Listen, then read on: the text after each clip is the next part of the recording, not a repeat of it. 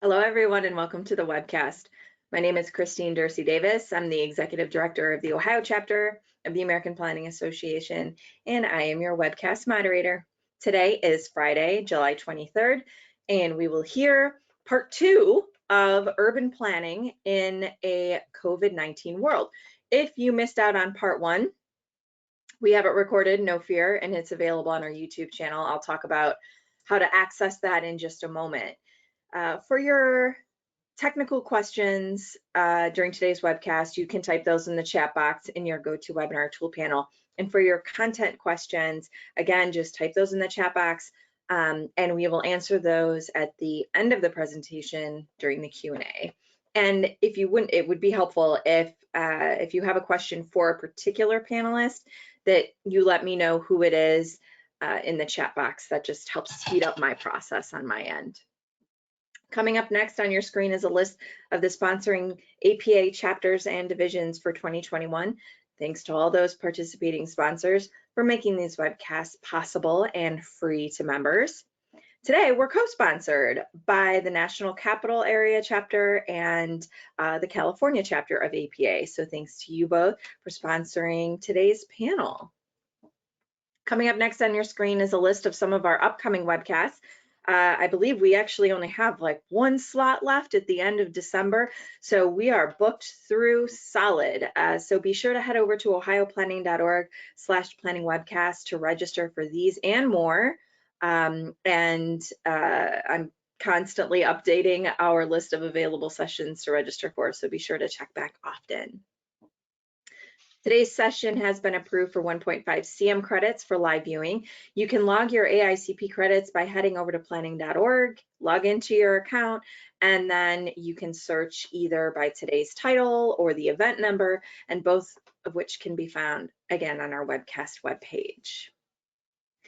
Make sure that you like us on Facebook, just search Planning Webcast Series and we'll pop up. That's where I post any important information like date or time changes. I also post up there when there's a batch of new sessions available for you to register for. So be sure to like us on Facebook so you get notified. And as I mentioned, we record all of our sessions. We post them on our YouTube channel, just search Planning Webcast Series, and we'll pop up along with our over 350 recordings. So be sure to subscribe to our channel so you'll get notified when our recordings are posted. So that's it for my housekeeping items. I am now going to turn it over to Mark Lewis DeGrace, who is going to introduce the topic today and our panel and kick it off. Thank you, Christine, and good afternoon or good morning to everyone. Again, my name is Mark Lewis DeGrace. I'm the Professional Development Officer for the National Capital Area chapter of APA, which encompasses Washington, D.C., and Montgomery and Prince George's counties, which are two suburban counties in Maryland. And today we're actually going to have part 2 of a discussion we had actually started last year, actually July of 2020, about where we are in COVID-19 with respect to urban planning. And we thought it would be appropriate just a year and a half into this pandemic, having another conversation with the 3 amazing speakers we had last year, just to continue the conversation, see what's changed in the last year or so and how things look going forward. So with that, I wanted to do a quick introduction of our 3 speakers and have them do a more detailed introduction of themselves.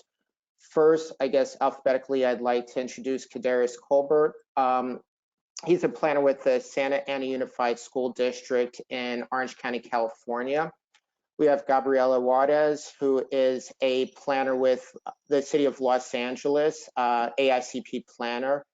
And we have Sahar Shirazi, who is a transportation planner with Nelson Nygaard based in Oakland, California. And I'll start with you, Darius, if you just want to give a quick introduction about who you are and what you do in your 9 to 5. Oh yeah, thanks, Mark. Really excited about this discussion this afternoon. And my name is Kadarius Colbert. I serve as a school facilities planner here at Santa Ana Unified in Southern California, Orange County specifically. I am a planner and have been, I guess, for the past decade or so. It's getting, yeah, I'm glad to be able to say that. But I've worked in the public and private sector, but primarily I do this school facility planning on a day-to-day, and I also formerly served as a planning commissioner for the city of Costa Mesa. So really excited to be here. Thank you. And Gabriella? Hi there. I'm a city planner with the city planning department for the city of Los Angeles. My current role has changed since we were last together, as things tend to do, and I'm actually the lead for our department on urban air mobility. So air taxis, they're the new scooters. We're going to be hoping to get ahead of the curve and not let scooters happen the way they did last time. Lots of lessons learned. I've been with the department for 15 years. I'm also very active in APA, which is how I met Mark. I'm the past chair of the APA Transportation Planning Division, and strongly recommend you all become a member of divisions one way or the other, because they're a great cohort to be bonded with. So thanks for inviting us back, Mark. Of course. And last but not least, Sahar. Thank you. Hi, everyone. I'm Sahar Shirazi. I think I've also been through a change since the last time we spoke. I'm now a principal and a sector lead for our emerging mobility sector at Nelson Nygaard Consulting Associates, based in Oakland, California, as well as being a planning commissioner for the city of Oakland. And my work really focuses on the intersections of land use, transportation, equity, and environment, all through sort of a policy lens. So not complicated. And I'm really excited to get this conversation moving forward today. I think there's going to be some interesting tidbits coming out of this. So thank you for having us. Thank you all. And I'll just start with a softball question, and feel free to jump in however you want. As I said earlier, it's been about a year since we had our last webinar about planning in a COVID-19 world. How did you personally manage, and how have you been personally impacted by COVID? Do you want to go to someone? Or do you want to just jump in? Whoever wants to. Well, why don't you go first? Okay. Yeah, I mean, I think that overall, on a personal level, I feel very fortunate. You know, I've in terms of public health, had a lot of people around me that were that got sick but were okay. And that feels like a very fortunate place to be in. I also was employed full time, you know, actually to the point where I got to leave my job and start a new job in the middle of a global pandemic. So that feels also like a very fortunate place to be in. I think that there's been a lot of shifts in the work we do that have also been really positive. As someone who's been focused on equity in one way or another for my entire career, in fact, never intended to be in transportation, just sort of ended up here because it seemed like the right place for equity work, really on a community and city and state level. It's been a fight for years and years to try and even have these conversations. And for the first time, I think we're having folks not only want to have the conversations, but actually implement things that will create change. And you know, obviously it's not universal and we have a ton of work to do, but it's really exciting to have opened up that space even a little bit to do the work more forward facing and openly. Okay, thanks. Oh yeah, well I guess I'll jump in here. But yeah, I think this year has been, well, the past year and a half has been like obviously transformative in terms of the amount of people who lost their lives and family members. I think that has been very difficult. There are people close to me who lost close family members, and to see that happen was very difficult. And you know, in terms of employment, obviously, as Sahar said, I maintained employment, which I felt super fortunate about, because I watched people boost jobs and businesses close. And then we watched the reverse happen. Some businesses open and new spaces, develop. And as a school planner, I felt that the first time, people were focused on schools and communities and what facilities look like and the infrastructure of those, and are they safe, and is the air quality good? So that was really excited to see that flip. I've been screaming school planning for a long time. And so to see people start focusing on facilities and schools and where their children are being educated for about 8 hours a day, I was grateful for that. And then from an equity perspective as well, to see people finally to listen, to hear communities who have been talking about being marginalized, and equity dialogue to be brought to the table, then heard, and then policies actually start to be produced. But we know that this is a process, and hopefully that this doesn't die down. Hopefully this wasn't a moment, it's a movement. And so we learned that all of this starts with communities, where we live, who we sit with, go to school with, work with. And so it's just been exciting to see the transformation, the learning process that have taken place in this country. And I'm just super grateful for where we are. I know we'll continue to move forward positively, I hope. But yeah, I think this is an interesting time to be in the United States.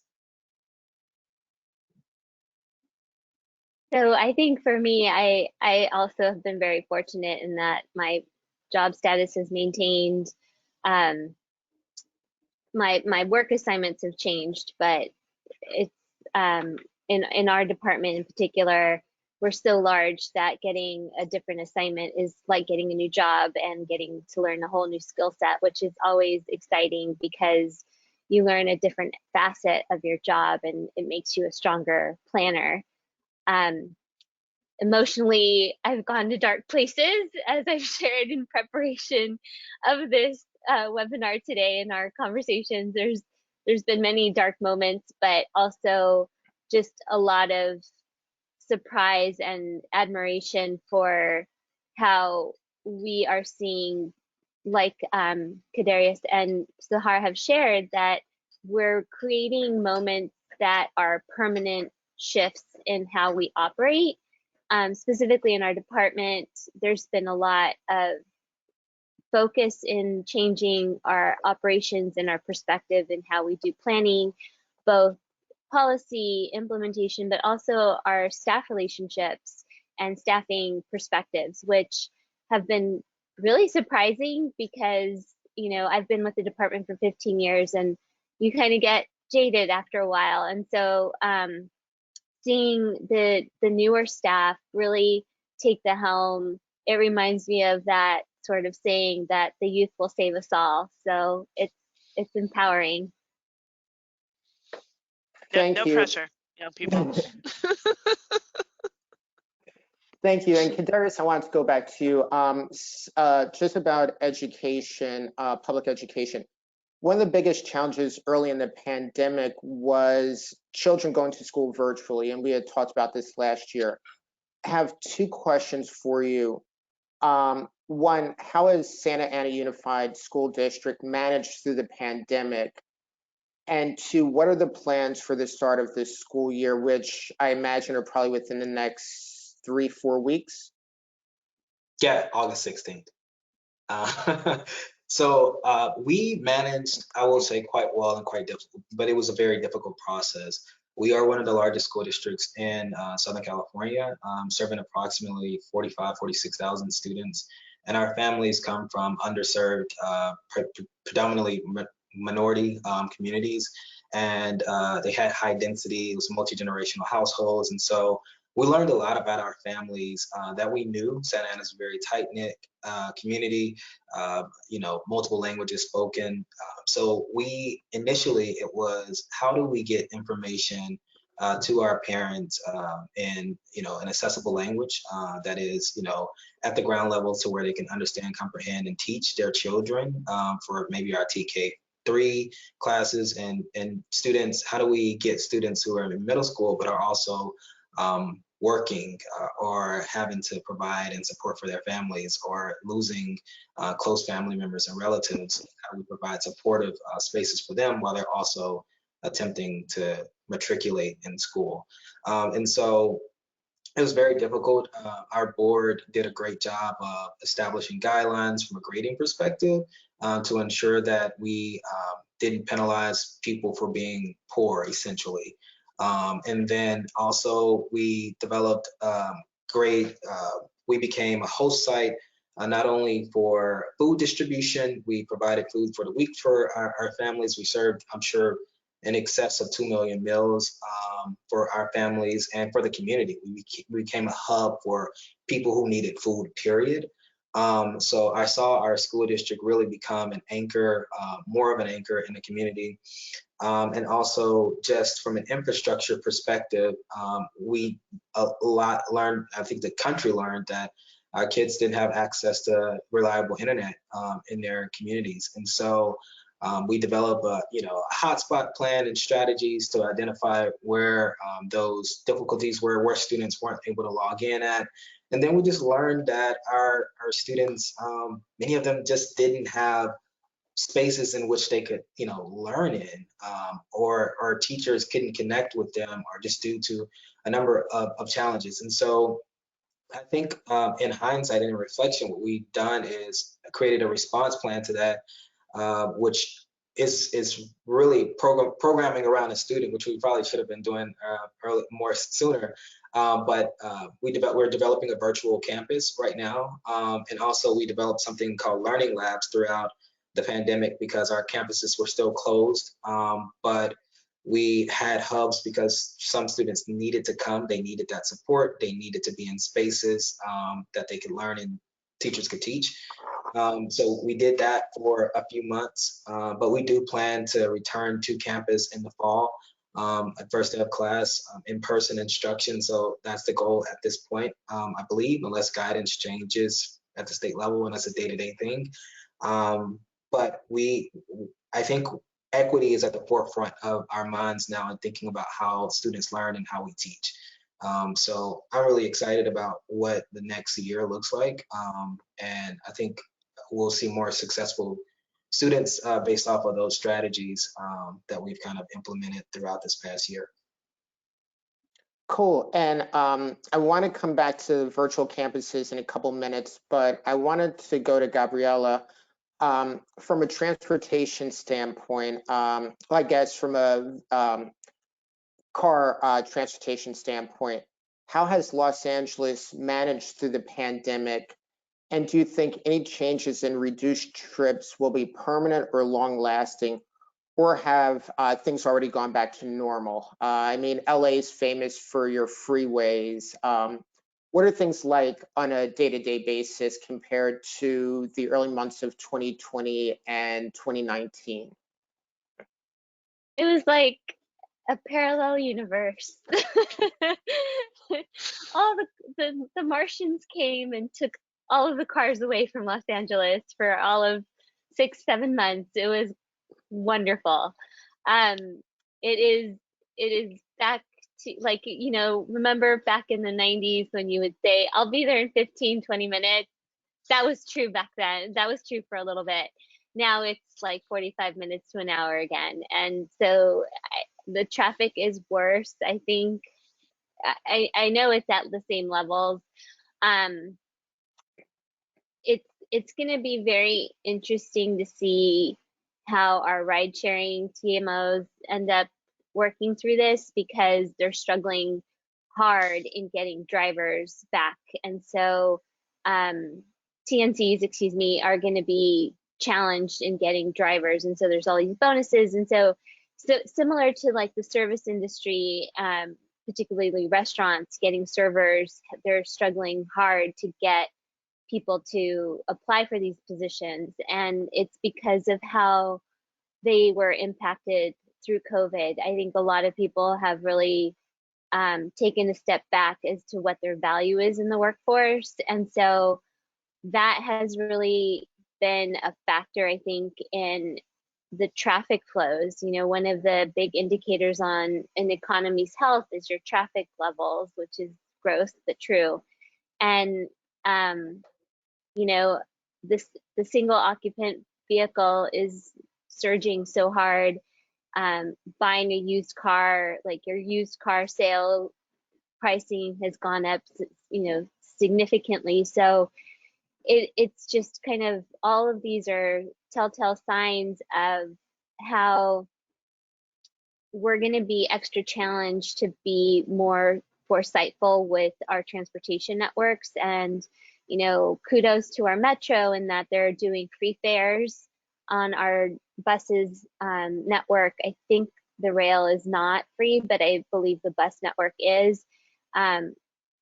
Things of that nature, just going to where we didn't think we were going to go to before. Things that were not on the table before are now on the table. Like all of us who were advocating for it, like Darius was saying in the past, we should have done this before. Now the people that weren't considering it or open to those concepts are like, okay, well, let's explore that option, because we really need to be using our infrastructure for the public, and how do we bring that to the public in a safe manner. So I think it's going to be interesting how we're able to really not just go back to those ideas that we were advocating from before, but like taking it to another level, taking it to the next level, and really making those things much more accessible. And just to take an aside, I wanted to bring Shara and Kadarius in. Again, just from your personal perspectives with respect to commuting or going out or grocery shopping or whatever, have you seen traffic go back to pre-pandemic levels? Or I'm seeing a yes from you, Shara. Yeah, I mean, I don't drive often, and I definitely don't drive to San Francisco.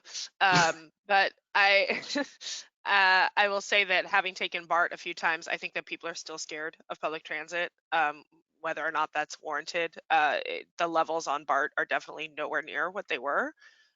And people are going back into offices, and people are going back to friends' houses and to parks. Our concerts have started, things like that, and they're driving. And I don't cross the bridge in a car because I just think it's insane. But I have friends that do, and I've heard them talk about 3-hour commutes coming from San Francisco to Oakland, which is about 5 miles. So yes, they are, and it's terrifying, because I think that we have a real opportunity, and I hope we haven't already lost it, to rethink what movement and mobility looks like. And I don't know that we'll get that again. And I if it happens this way, I hope we don't get it again. But I would like us to make the best of it as much as we can. And I'm worried that we're letting that moment go by this push to return to normal, without recognizing that some parts of normal were not okay. Yeah, same in OC. Traffic is, has returned to, like Gabriella said, like a stable level almost. I try not to get on the 405 as much as possible. But Orange County people come down for Laguna Beach and other beach cities, and so like we're a destination place, especially for the summers, and so you've kind of seen that, and so it's just been really interesting. But a number of our companies still here, Orange County, for a majority, unlike LA County, does not have the mask mandate now in effect. And it may not have for a while, but we're not going to talk about that. But it's really I think on my daily commute, I've seen a traffic decrease. I think because a lot of companies still in some of the major office complexes are not there, and I hope they really reconsider what they do, because traffic is great. But I'm just seeing people that typically would go to work, because I'm back in the office, and we have been since the beginning of June. Just take a different approach to travel and everything. So it's really interesting to see how that works, and I hope that, as Shara stated, that we really rethink mobility, what workplaces look like, and how we can navigate communities using either rideshare, or if it's safe, or just other forms of things. So I'm really interested in what Gabriella develops in LA, because that seems to be, so goes LA, so goes California. So Thank you. And No Shara, pressure. Thanks, Kadarius. Thanks. and I want to bounce back to you, Shara. As a planning board member for the city of Oakland, I remember last year when we spoke, you had mentioned that going to virtual meetings was a positive and was something that definitely got the community more engaged. How has the adjustment to virtual meetings been, and have you gone back to in-person meetings or hybrid meetings? And if so, are they any better or worse than before? Yeah, we have not gone back to in-person or hybrid meetings. Sorry, we had an extension of our allowing us to be virtual, and I think there's been a limited amount of discussion about whether or not we go back to in-person soon, and that includes changing the time of our meetings back to be after work hours. Because one of the issues as well with going remote is with all of the work that the city had to do to adjust and prepare and respond to all the needs, including the planning department needs, which were all the permits and the requests that were on hold for a while, quite honestly. And so catching up, there was just an overabundance of overtime, and our city is already not financially great. So they part of the thinking around moving the meetings to earlier in the day when they were virtual, I think, was around that. I will say that I think, you know, we're all pretty happy with virtual meetings, other than, you know, just the social need to connect with other people in person. Um, One of the things I would like to see is a breakdown of the data of who is attending the different types of meetings. I've heard this a lot around a lot of different projects I work on with virtual meetings opening up space and having more attendance, and I think that's really great. At the same time, I'm curious who is in attendance, because of a lot of the reasons that Kadar has mentioned around kids not having access to broadband and the familiarity and the comfort with technology. I feel like we might be losing some people. At the same time, in-person meetings were just always onerous for a lot of populations. So I'm just curious what that data is. I will say that when we have big projects coming to the Planning Commission, which Oakland is a very vocal community and has a lot of opinions, and it's great, we still get a lot of people. We had, can't remember what the project was now, but we had a meeting a few weeks ago where we had over 50 people signed up to speak. So that's a lot for 2 minutes each. And so I think our attendance has held pretty stable. I'm curious about what that makeup looks like. Yeah, I can oh, go ahead. I was just going to share sort of the observations that we've had with our outreach in the planning department. At the city level, our council audio department has been challenged quite a bit. They're still not over the learning curve on getting the Zoom meetings to work for city council subcommittee meetings at the level at which we would desire them to be. But the department outreach has been successful in the sense that technologically and the skill sets that all the planners had to get up to speed on how to navigate all the different platforms, Zoom, GoToWebinar, I'm forgetting the other one we use, but we've turned that corner, and we've become really good at figuring that out. We did notice a huge demographic shift in who's been participating in our meetings.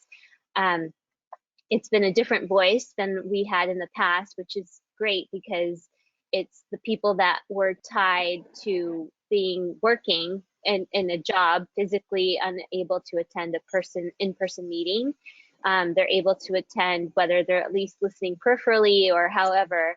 But we also have lost a lot of the communities of color in the virtual platform, and our, we did all of the brain gymnastics of figuring out how to get a translation channel set up on the virtual platforms, but then our Spanish or other language residents have not, and stakeholders have not been participating. So it's been a challenge, and we've been trying to work with more avenues of technology that communities of color are more familiar with. So We've been working with QR codes because QR codes apparently are resonating with a lot more of them. So we'll put up posters in storefronts that will have a QR code, and the QR code will be in different languages. There'll be one for different languages. So that way they'll be able to access the information if they can't attend. At least they'll be able to get the information or get to the website so that they're made aware of what's happening. But I think it's going to be a continual struggle. And I think one of the big questions that we've been asking ourselves is, how do we go back to a hybrid model? Because going back to in-person is just not, like 100% is probably not realistic for our city. So we're going to need to really think about a good balance between in-person and virtual to help us achieve an equitable result of our diligence in trying to be as transparent as we can in our processes. Thank you all. And Gabriella, while you're talking, I wanted to ask you, so as we talked about last year, last summer saw protests across the country after George Floyd, Rashard Brooks, Ahmaud Arbery, Breonna Taylor, and others. As a result, many cities have struggled to deal with the competing forces of decreasing fatal interactions between police and their citizens while trying to maintain public safety. How has Los Angeles responded and succeeded or not? I know that's an easy question for you. Yeah, I don't feel on the hot seat at all. You know, it's really hard. We're in such an urban environment with such a very complicated history of racial relationships within ourselves, and then add to it the policing aspect of it. You know, I think there's been progress made in the awareness and in what the community simply won't accept anymore, what is just no longer acceptable.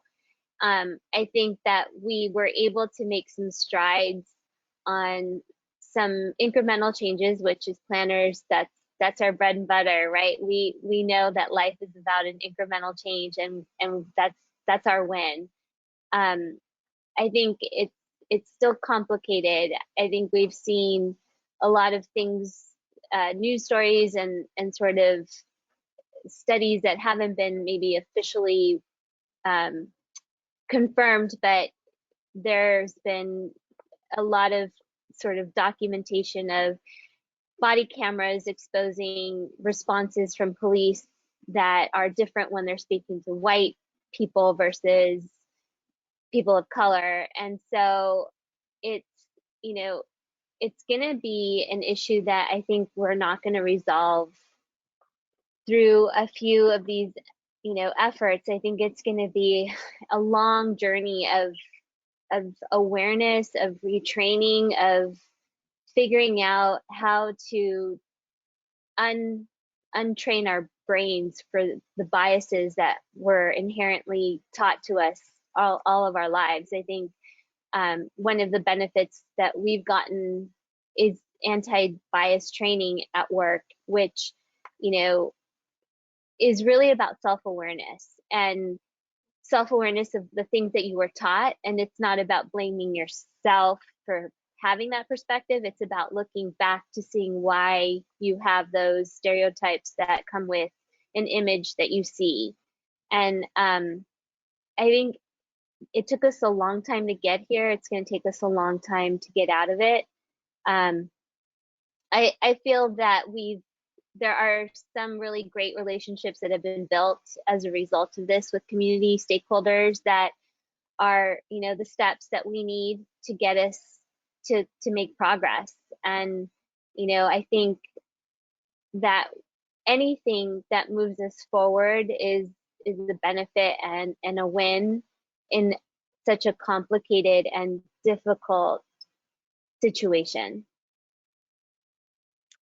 Thank you for that. And Sahar, I wanted to switch over to you, and I'd like to kind of shift the conversation kind of taking a larger view of the built environment and planning in general. And so, Shara, I wanted to ask you, as a native of Oakland, a city, as Gabriella was saying, with Los Angeles, a city that has a complicated history, how has this city navigated the pandemic from the perspective of managing racial unrest, vaccinating a largely population of color, addressing increased inequality, and losing one sports team and possibly two? Not that that's a lot to unpack, but how has Oakland navigated the last year and a half or so? Yeah, that's a small question. I first of all, I'm not a native of Oakland. I've lived here a long time, and I love this city and call it home. But I was not born and raised here, so I just do want to clarify that in respect to the people that were. Um, you know, there's been a lot of changes. I think Oakland has always been, historically been, a very activist city. And for a long, long time, a city with a majority population of what I would say is the global majority, not necessarily minority, and as well as labor, like a class of people, of working class people. That has shifted in the last decade or so, as tech has, entered San Francisco area in a really strong way, and um, basically we haven't built enough housing, and so it's pushed out to all of the other areas in the Bay Area. Although Oakland is building a lot of housing by comparison to other regions in this community. I think that we, like every major city, had a lot of protests, a lot of actions, a lot of trauma resulting from not just the last year, really our history um, as a country, and the way that we got to where we were, and the infrastructure that upholds the status quo of where we are, including the systems and the actual built environment. Um, all the people that have been left out, as well as all the people that have been driven out and pushed out, um, mostly intentionally. And I think that, again, part of what I see as positive coming out of this is we are having a lot of conversations we wouldn't have had 2 years ago. We are talking about zoning reform. We are talking about police reform. I mean, I wanted to jump in on what you were saying, Gabriella, but I was like, Oakland's a crazy other story when it comes to police reform. But again, those conversations are happening.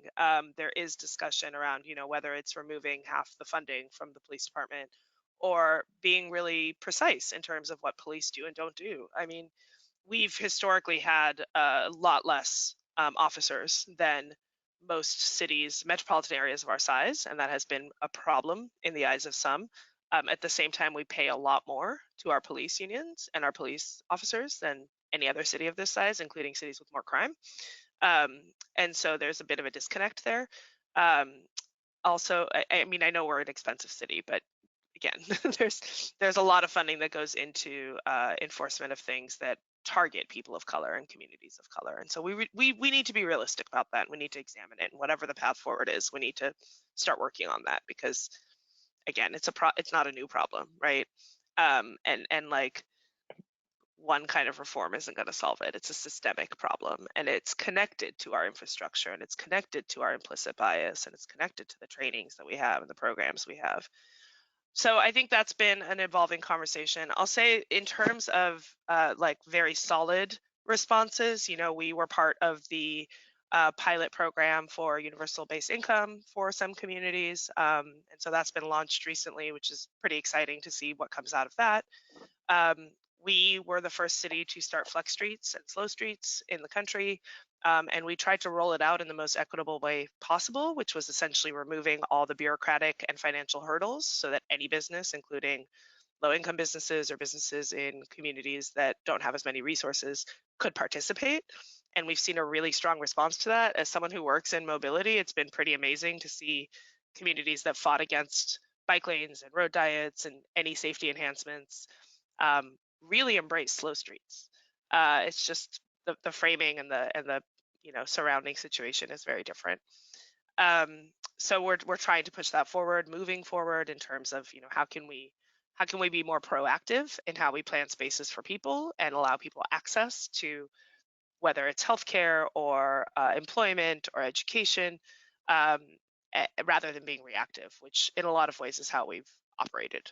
And then to Kadarius's earlier point, we also recognize the massive digital divide in our community right at the beginning of COVID. And I guess, again, something we should have dealt with before COVID, but it was sort of a spark to start really digging into these things, not just talking about them, not just theoretically, but where's the funding, where's the program, how do we make this happen? And so I'm hopeful that those conversations continue and we don't lose that fire. It's probably the wrong term to use when we're talking about protests and such, but but you know, I think that there's a momentum that's built that's exciting. I do worry about the attention span of people that influence decisions, not so much our decision makers. I actually think we have a pretty good group of people that are dedicated here. But hopefully we've started a path that we're going to continue to move down. Thank you. And Kadarius, I wanted to switch over to you. When we had talked earlier this week, you had mentioned, I believe Santa Ana is one of the lowest income cities in Orange County and in Southern California generally. And you've already discussed the challenges from the education standpoint. You had also mentioned with respect to vaccinations that in the early days of 2021, as vaccines were rolling out, you had people from communities across Southern California going to Orange County, going to Santa Ana to get vaccinated. And could you just talk about that and kind of the repercussions with that, if there were any? Yeah. So I think to Sahar's one, it starts with the digital divide. I think it was digital divide and also language access for our communities. Where, when, how, why. You had to understand that we had a number of people that just didn't have access to internet.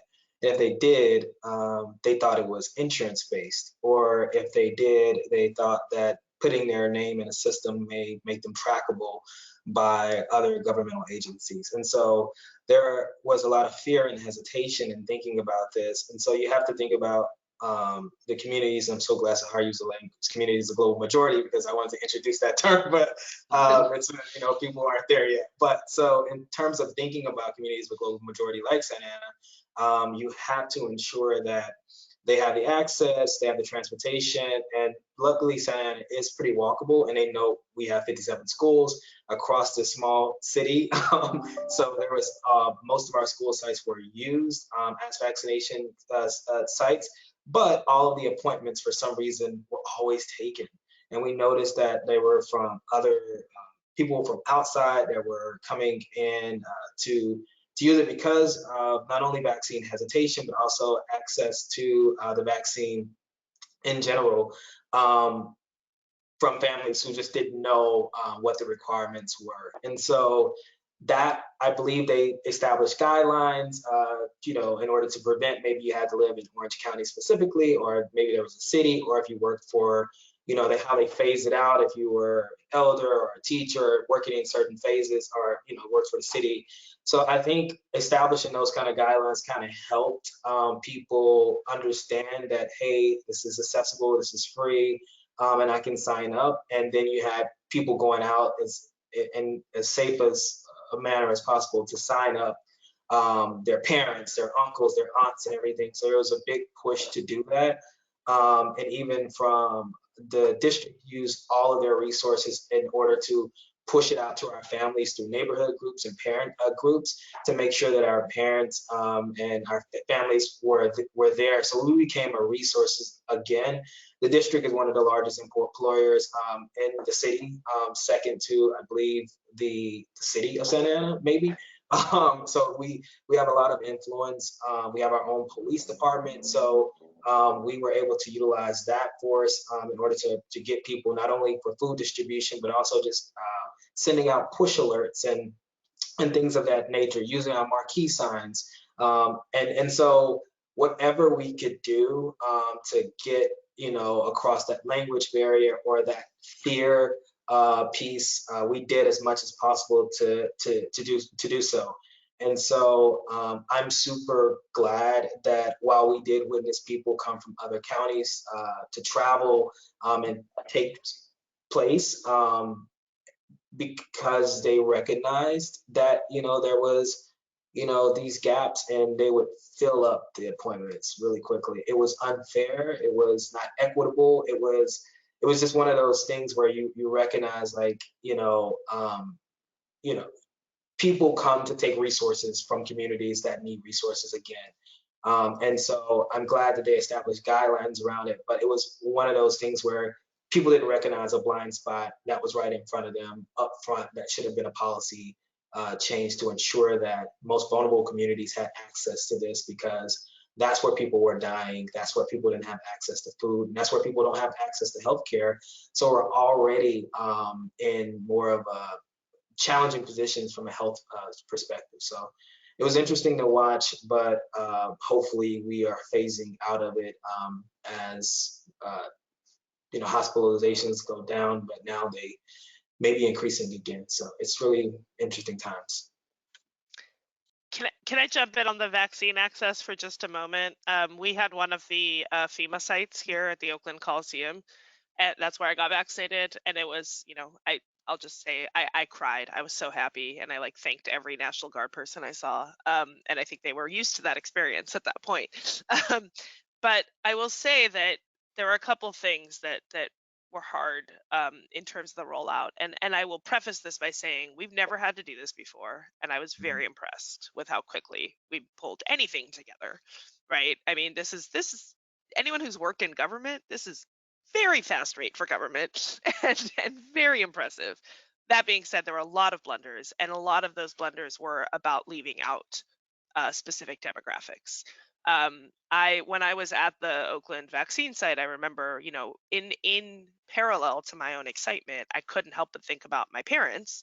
And, my mom is not strong in English and is an immigrant. And I felt like if she was driving through this massive place with all of these National Guards in full army gear, like, she'd be terrified. It does not feel welcoming to people who are not, for very good reason, don't trust government, right? I mean, we have done some very horrible things to some of these communities over the years under the guise of trying to help them, allegedly. And also the way that the distribution originally started in terms of trying to reach different communities. I think, Kadarius, you were talking about this, but there was an acknowledgement of a digital divide and a trust divide. And the way they tried to address that was handing out codes for digital access. Really didn't make a lot of sense. And so I think that movement towards working with CBOs, working with faith leaders, working with community leaders, and really trying to build that trust from the grassroots level makes a lot more sense. We're still in Oakland, at least, there's a pretty strong divide in our vaccination rates between the middle of Oakland and the east and west flatlands communities. So it is still fairly cut along racial lines and demographics, but we're getting there, hopefully. And I think that the programs are evolving to improve, but it is kind of funny to think about the way that they originally tried to address some of these issues. Yeah. I'll just chime in and say that we had the similar start, Shara.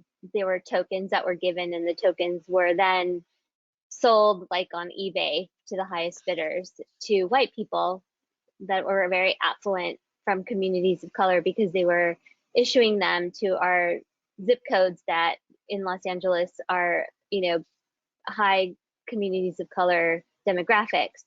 What we did, we were able to pivot quickly from that once we saw that happening, is that at the vaccination sites, when you showed up for your appointment, they would check your driver's license for your zip code and address. And so there were many people in Lincoln Heights, Boyle Heights, that were turned away because they got through the system somehow of getting an appointment, because you're supposed to enter your address and zip code to get the appointment in the neighborhood.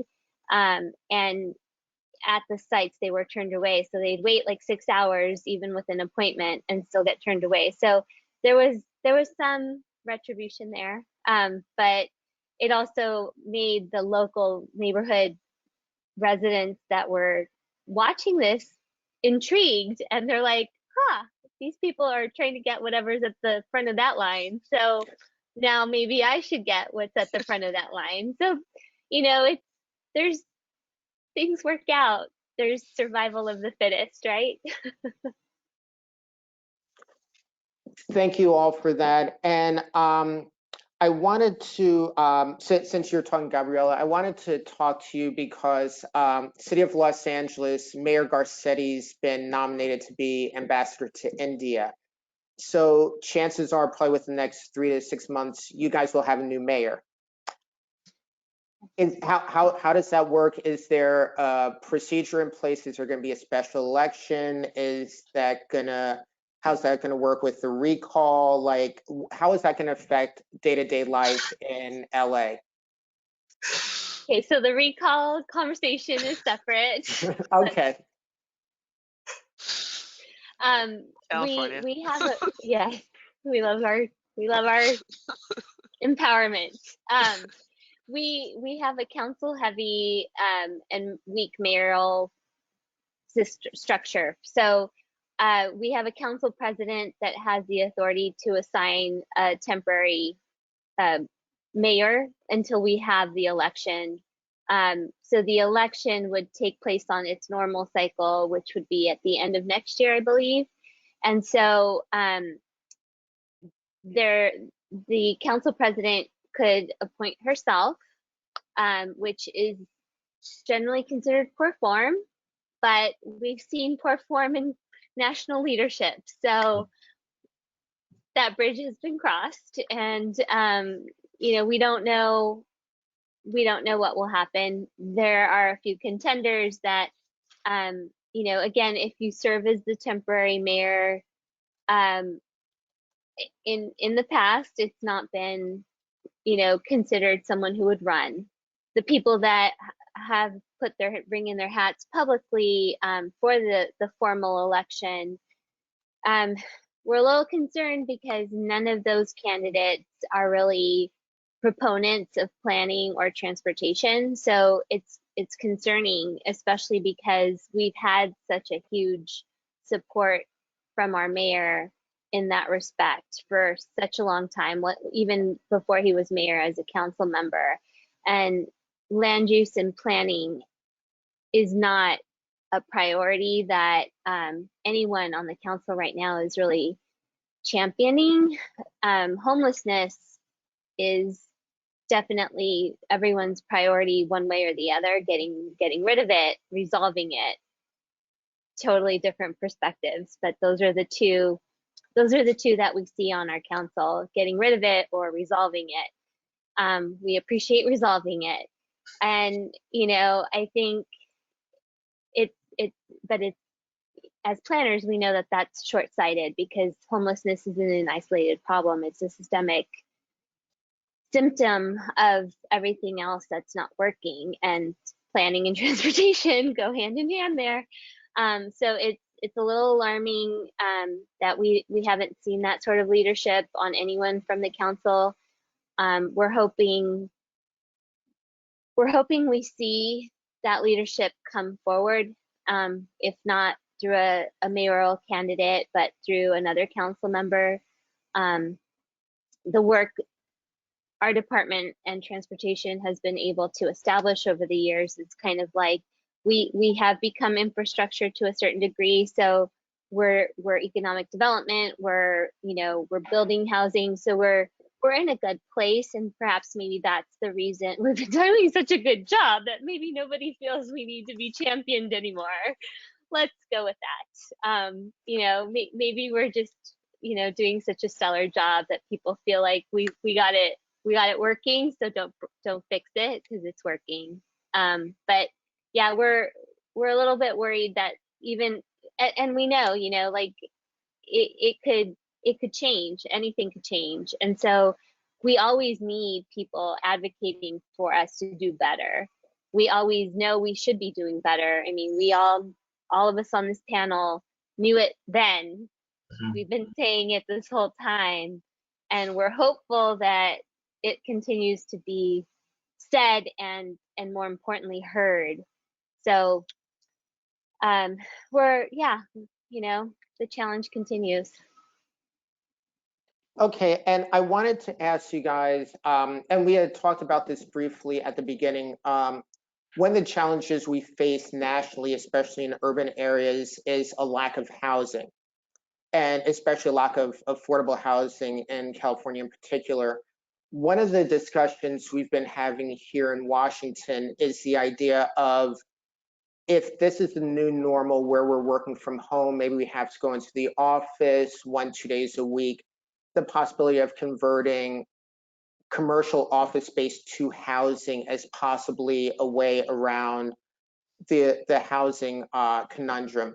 How do you guys, again, putting on your thinking caps, how do you see the housing and office space nexus changing over the next 3-5 years, the next year or so, as maybe we come out of COVID or we adjust it to the new normal? Well, I was gonna just offer sort of the opportunity that Zahar had mentioned earlier is our zoning code. You know, opening that sucker up and let's look at what's not working in there that's creating these obstacles that translate to dollars, that translate to unaffordable housing. And so, you know, we are undergoing that process. We're beginning to propose the first parts of the new zoning code through our downtown community plan, which we're really excited about.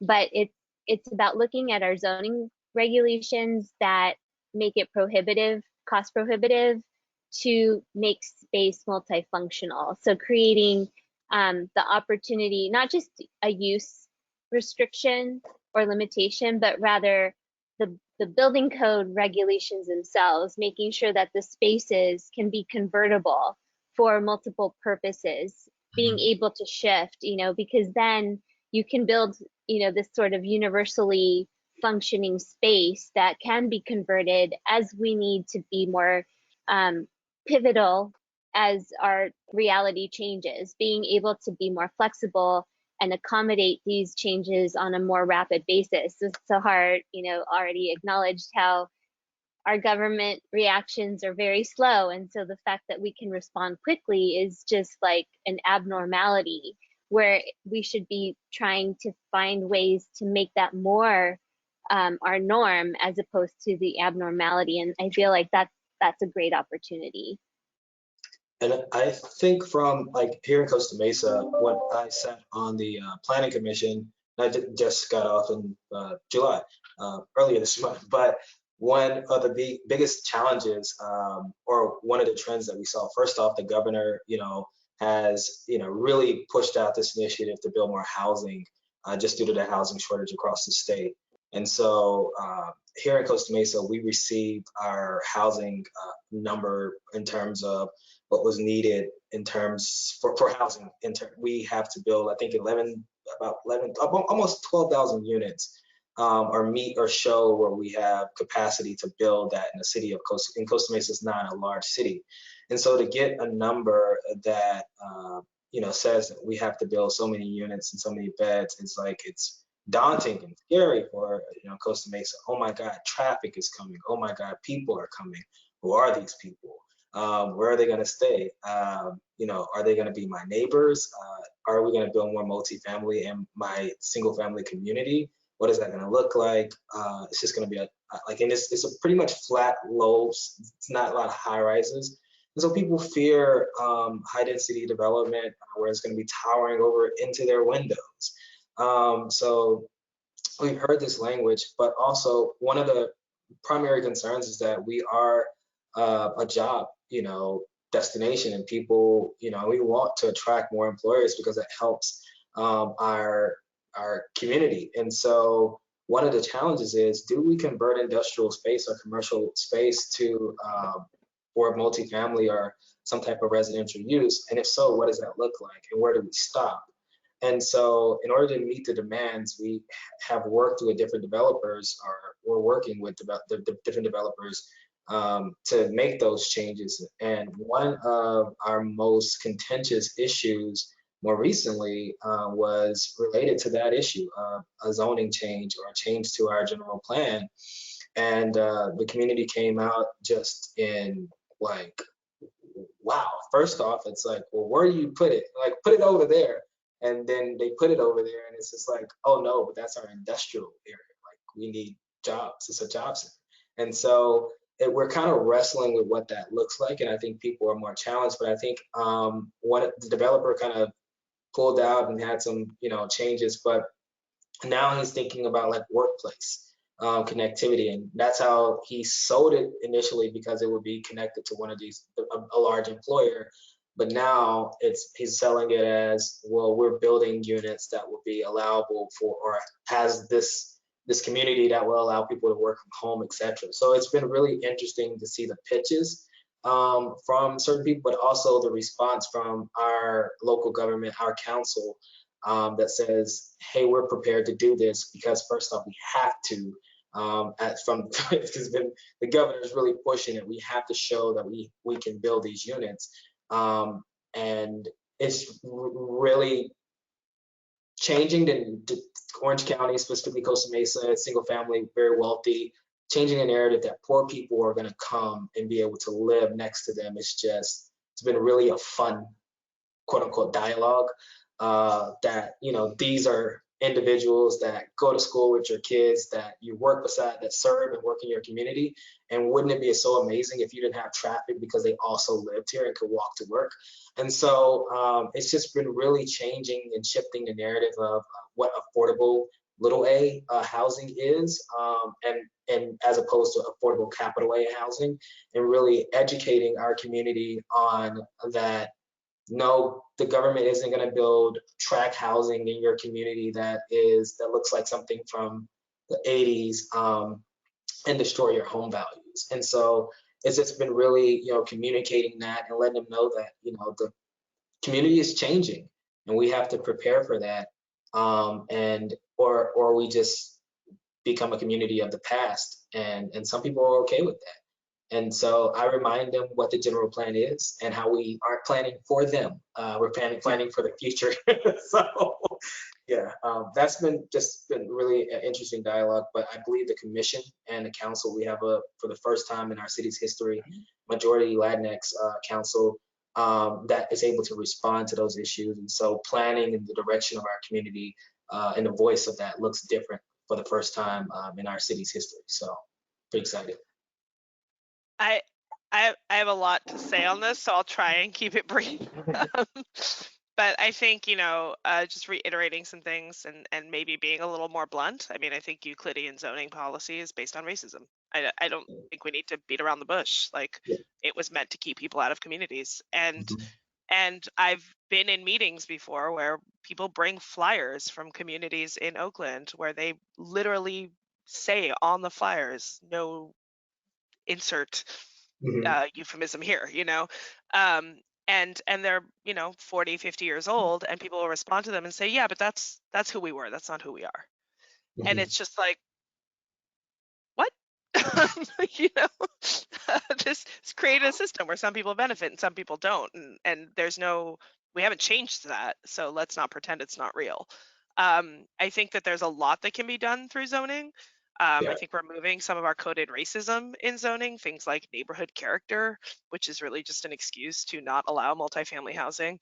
And I think that's one big possibility. I will also say that I think in terms of the office conversion discussion, I would like to see more discussion around parking conversion personally, especially in urban areas. In Oakland in particular, we have not a lot of office buildings.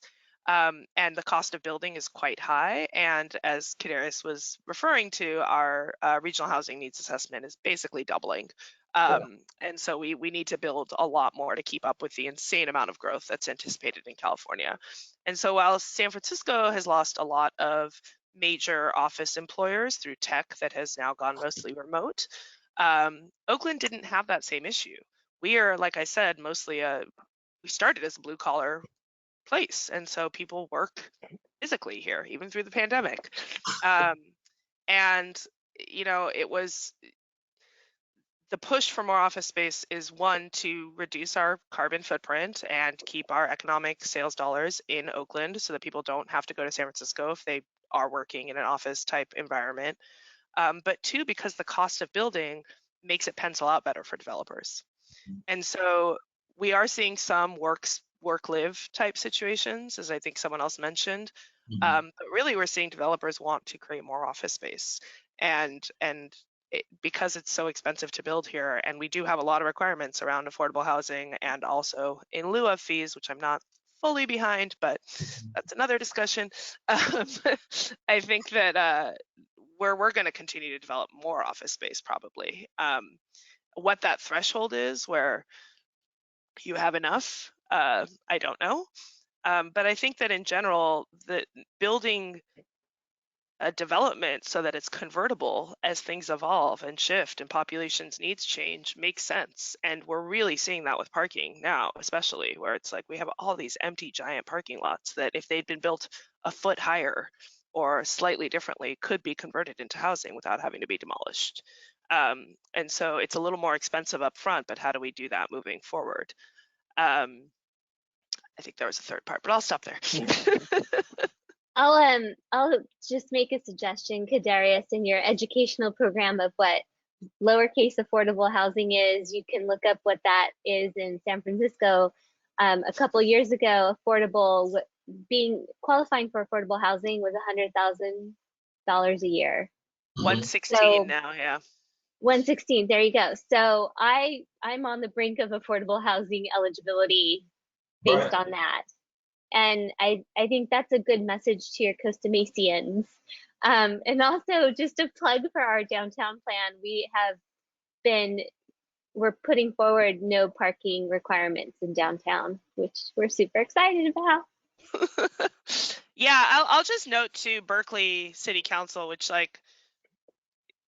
it's shocking to me, quite honestly, because Berkeley is traditionally been a city that claims itself to be progressive, but instills policies that are quite regressive. And they are currently examining changing their single family zoning to be by right for unit zoning, fourplex zoning, which would, it's something like 98% single family zoning in Berkeley. And that would be a huge game changer. And of course it's a study and there's a lot of dialogue and people are terrified, and it's a lot of sort of breaking down, that doesn't mean you have to sell your house and change it to fourplex. It just means they can. And I think if they can pull that off, or at least have some information around what it actually does, especially in conjunction with UC Berkeley, who's doing a lot of work around mapping displacement and zoning relationships, there could be something really big coming out of that. As we're doing that, I also think one of the things that Oakland's been successful in, and I know I didn't answer the A's question, but this is somewhat relevant, is utilizing the fact that we are a booming city and booming in development to try and get what we can out of it. I think that's part of the pushback, part of the back and forth between Oakland A's and the steel plant and the port down in that location is this discussion of loss of industrial land. And again, being a blue collar city, we have a lot of people working in those industries, which is important. And also for climate reasons, you don't want to push industrial land all the way to, hundreds of miles away. It is just not good for the environment.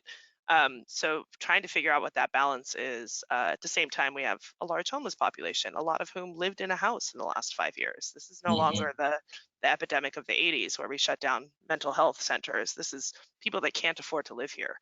We have working homeless people here, or unhoused people. And so it's appalling that a country that's this wealthy allows this to happen. And so I think we just really have to figure out what those balances are, and then we all have to give something up. I think this is what's frustrating to me, is I feel like people want what they want, and I don't know who taught everyone they could have whatever they want. No one taught me that. And we have to compromise, because I also have to make room for other people. everyone needs to do that a little bit, especially in urban areas. So I'll stop there. And as a follow-up, as we were just talking about, kind of the bigger picture question of what is planning, what is our role as planners? I think for me personally, one of the things I've struggled with over the last year especially, but also over the last several years, is what we all learned in planning school, the question of, are we simply technocrats of who we coldly look at a situation, come up with recommendations for the elected leaders who make the ultimate decision? Or are we advocacy planners where we say, this is what you should do? We have a large problem with homelessness. We have a large problem with affordability. We have a large problem with transportation. To get out of this, we need to do X, more affordable housing, change the zoning ordinance, kind of those things. And can you briefly speak to what your education was like, and if you learned about this view of advocacy planning, or is it just you're an urban planner, you're an architect, but for a bigger area, and kind of how we kind of envision planning for that next generation of planners? I can jump in and say, yeah, first off, I did learn about advocacy planning in planning school. While I didn't go to a Berkeley, which is more progressive, Cornell did provide like a equally progressive approach to, but it was a very regional approach. We have a regional planning program, and we weren't in like an urban area. So in order to like get that experience, you had to go to the city, but there's a city component.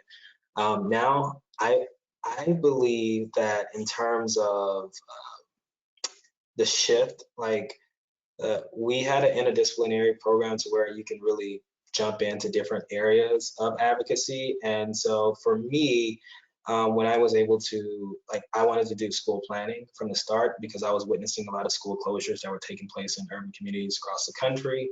And so like I really entered that wholeheartedly, knowing that, you know, like I wanted to advocate for specific policies. And I ended up working for a municipality, and I felt choked.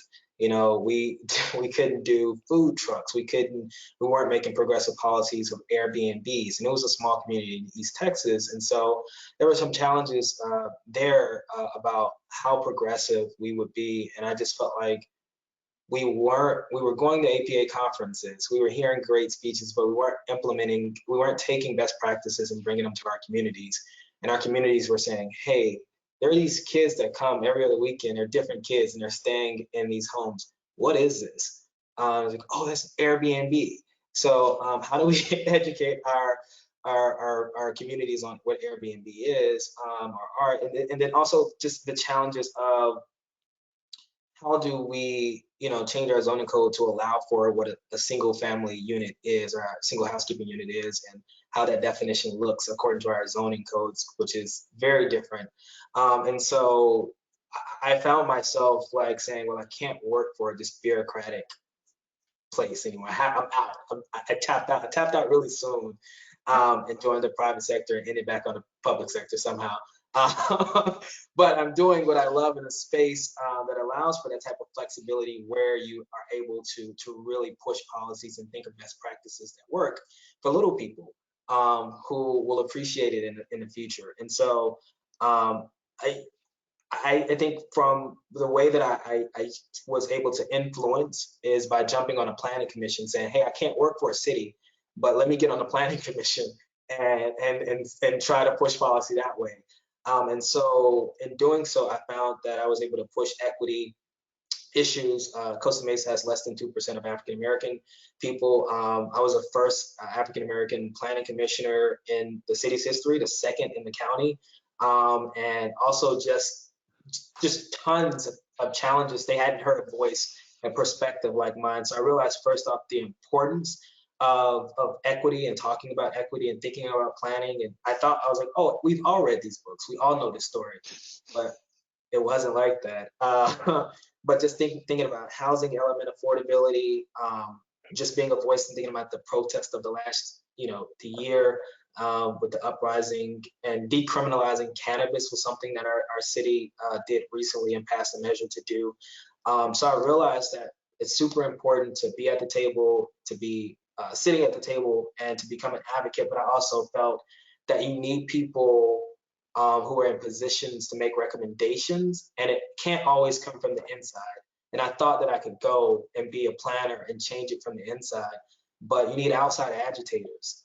And I am so grateful to have been a voice, to be an outside agitator that pushed policy on the inside in a position of power. And then, the movement happened over the summer. And I was like, oh, this is great. Let's go. And we were able to like push so many things through because for the first time, I think we had the momentum, but also the ears to do it. And so I hope I answered your question, Mark.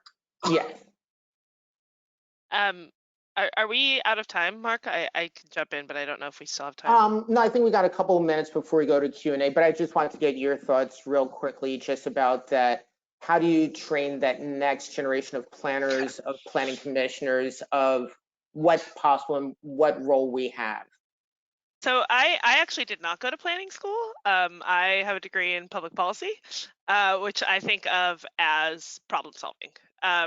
And I think that like I said, I ended up in transportation and planning sort of accidentally. I came from advocacy. I was working for a human rights organization. I was pushing for community development and community equitable, rights, and sort of just learned that this is the space where that happens. And I think that, I also worked for public sector for giant bureaucracies. I worked for the federal government and the governor's office, and the kind of very high level, here's our policy, but we have to be very careful about what we say and how we say it and how we frame it and who we talk to. And I totally understand that. I mean, California in particular is just such a diverse geography and demographics, and people forget that. They think we're just LA and San Francisco, and that's not true.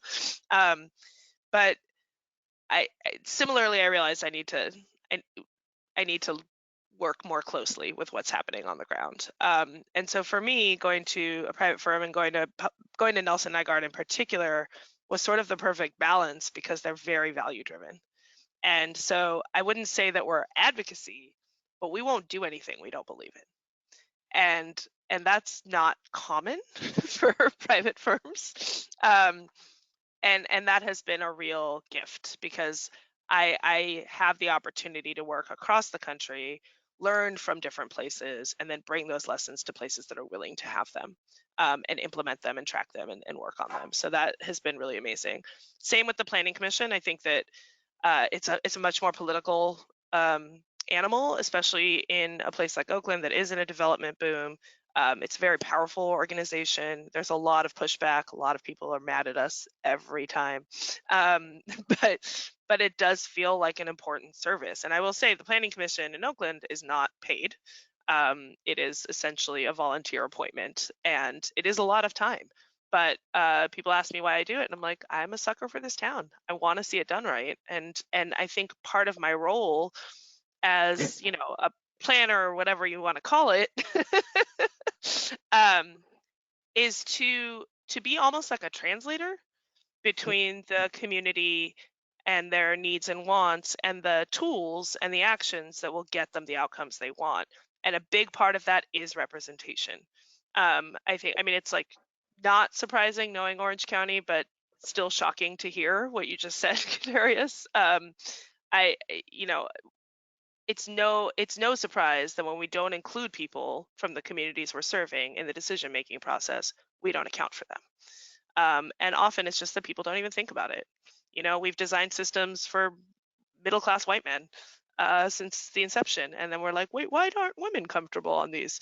It's not, it's problematic, and we need better representation. And until we get that, I think the best we can do is work with communities to help them understand not only what the process is, but how to change that process and to influence that process and to create the outcomes that they want with them.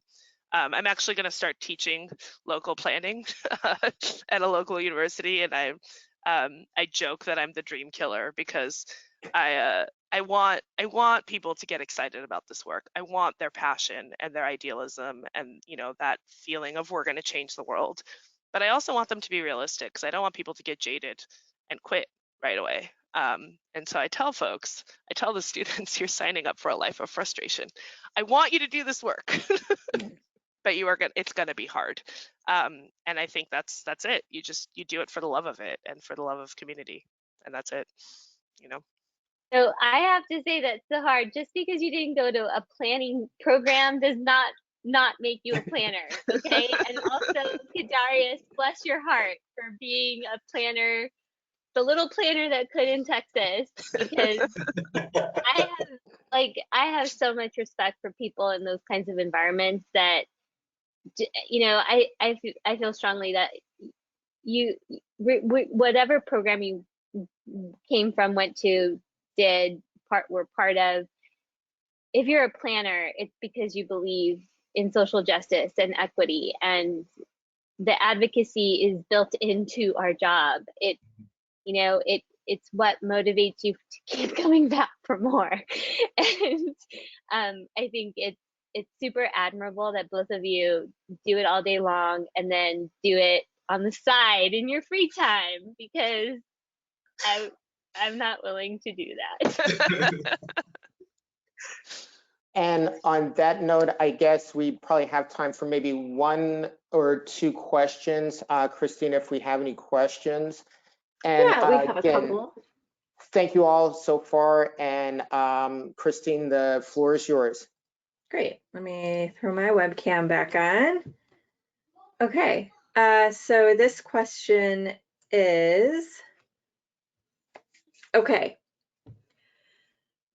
This is going back to the issue of equity, systemic biases, racism, and it says, you are correct in stating that the community's interest in these issues of equity, racism is transitory until the next big item. Okay, so how do we keep these issues out there for discussion and resolution when whatever the next big thing is kind of takes hold of the media and takes hold of, you know, kind of everyone's focal point? How do we keep it relevant? I think one of the kind of the canons is that it's never not been part of the conversation. I feel like just because it's the top one that everyone's latching onto right now doesn't mean that we haven't been talking about it for decades. And it might be the main sort of focus of our approach at the moment to do, you know, du jour, but in reality, our work is not singular. I think Kadarius was the one that was speaking to the fact that his program was very interdisciplinary, and our work is interdisciplinary. We're not really solving a transportation problem without impacting jobs and housing. We're not solving a housing problem without impacting economic development. All of our work is interrelated, and I feel like if you continue to have all of those in balance with your approach and your considerations for your analysis for options for solutions, it never goes away. It just isn't your front line tagline, your headline.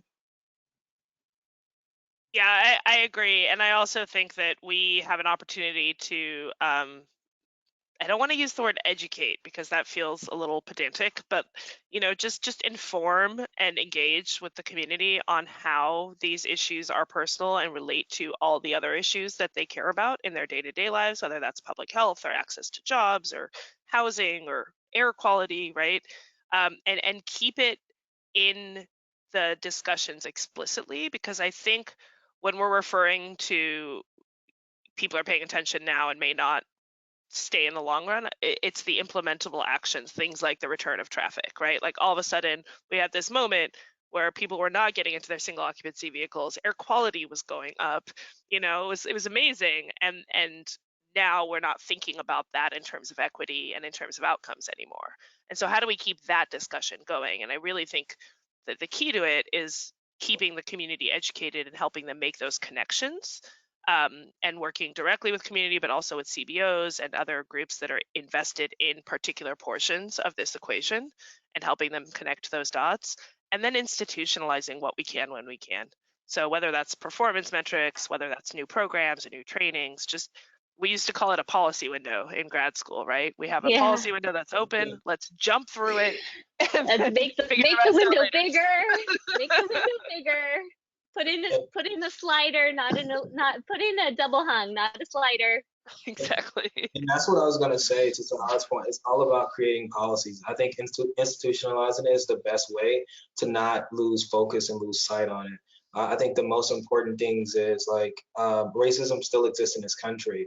There are policies that protect people and prevent, people from being racist. So when you have these, well, they still do it, but I'm saying in terms of institutionalizing protective things that protected class of people and groups, and that's important because while someone may want to lynch me, there's a policy that protects that that type of issue or heinous crime. And so I sorry to use such a but it's true. And I say that because here in Costa Mesa, we started an equity ordinance, and it started with the Planning Commission. And that's a lot. And it's unpacking a lot of history. It's looking from HR all the way down to zoning. And so that was one of the pieces that we keeps the conversation going, because it's a part of every decision that we made. And now we have an equity lens. And so that wasn't there before. And so in order to, I think, not lose sight of it, it doesn't become, oh, let's look at it from an equity perspective. It becomes the city's approach to planning.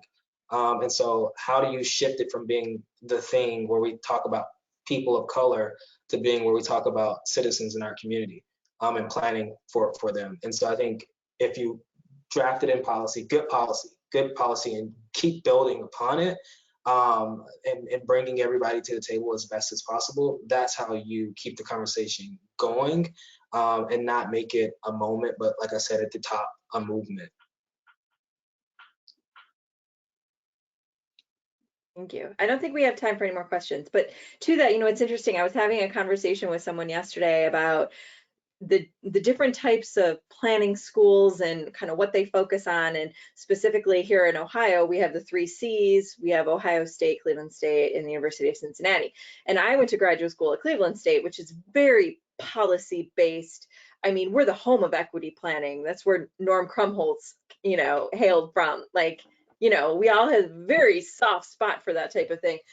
But, we were talking about Ohio State and UC being more design centered. And then we kind of got into this conversation about sometimes we almost feel like that we're sort of thrown out to the wolves after, we complete planning school or school for public policy, whatever it might be. How do we convert some of the principles that we've learned, our role as advocates for the cause? How do we convert that into a language that our decision makers can speak? So, and I know it's 2:30, but it was just interesting that I just had that conversation yesterday. It was sort of like food for thought. Like, well, it's true. How do we figure out how to talk to these people about some of these issues that have been around in our world maybe forever, but our decision makers might not have that lens, and how we can convince them to utilize it. So anyway, thanks to all of you. This was a really great conversation. I thoroughly enjoyed it. I enjoyed the first one too. So again, folks, remember that this one is being recorded. We'll post on our YouTube channel. Last year's part 1 is already up on our YouTube channel. And just as a heads up, the National Capital Area has another webcast coming up at the end of August, I think. So we're putting material together to get that started. So head over to ohioplanning.org/planning webcast to register for all of our upcoming sessions. And there you can also get links to view a recording of the sessions and more information. So thanks to all of you again. Thank you to the National Capital Area and the California chapter of APA for joining us. Everyone have a great weekend, and we will talk next time. Thank you. Thank you. Bye, Have guys. a great weekend. Bye. Bye. Bye.